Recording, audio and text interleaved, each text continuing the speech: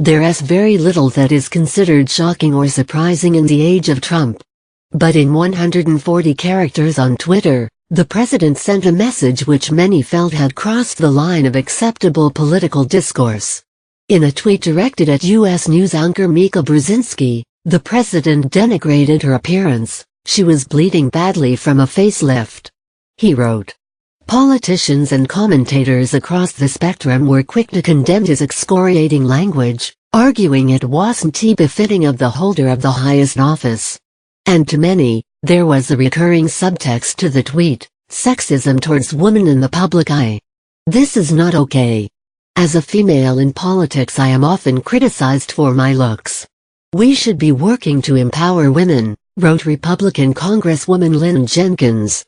Empowering women means respecting them, and for many critics of the president, this tweet and his previous attacks on women do the opposite and objectify. They point to his long-standing feud with actress Rosie O'Donnell, whom he termed as crude, rude, obnoxious and dumb. And there was his attack on news anchor Megyn Kelly. There was blood coming out of her wherever, plus his insults directed at former Republican presidential hopeful Carly Fiorina, with "look at that face." Last year, when the infamous Access Hollywood tapes were released when he was a candidate, President Trump dismissed his degrading remarks about women as locker room banter, pointing out that he'd uttered them more than a decade ago. But now, as president, the same tone continues. His critics wonder how this sort of language can be explained to young children, and say he is setting a dangerous example. When leaders are bullies, it's an implicit license to others, sexual harassers, white supremacists, Islamophobes, to spread their hate, tweeted Democratic Congresswoman Barbara Lee. During the election, Donald Trump often taunted female reporters who covered him, which in turn encouraged a small section of his supporters to follow suit. The most high-profile example of this was NBC's Katy Tur, who was dubbed Little Katy and third-rate by Mr. Trump, who said her tweets were lies. It led to her having Secret Service protection, for fear of attacks. It wasn't just Katy Tur.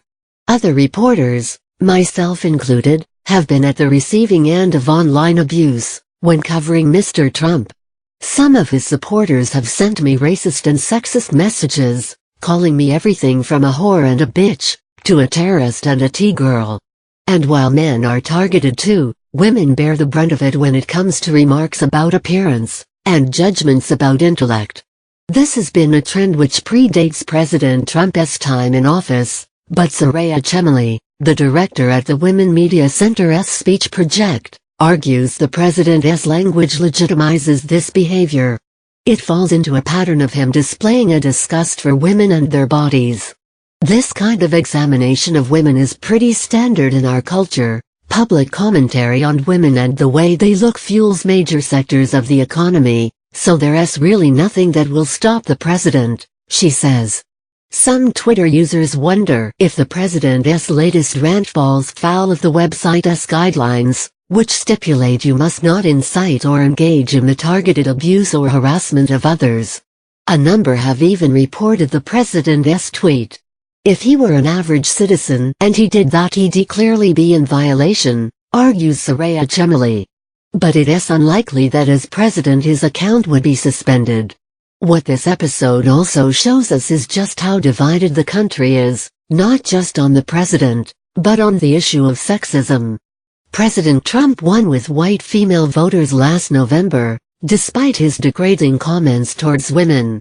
When I covered the campaign, I met many of them who argued his comments were nothing worse than the sort of thing women say about men, on a baccalaureate party or a night out. As for this latest tweet, well, all the female Trump voters I massaged said they hadn't even seen it, let alone heard of Mika Brzezinski. To them, this was another example of the media fixating on itself, rather than the work of the president. I have a big problem with the press, Kathy told me. The dignity of the presidency is everyone's responsibility. Kathy wasn't offended by the Mika tweet when I read it to her.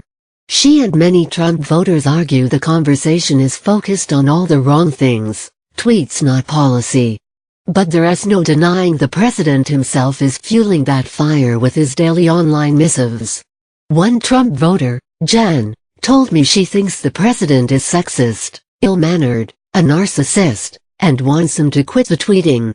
But even with that less than flattering description, she is still behind the president. And that is why none of these tweet storms have made much of a difference, so far.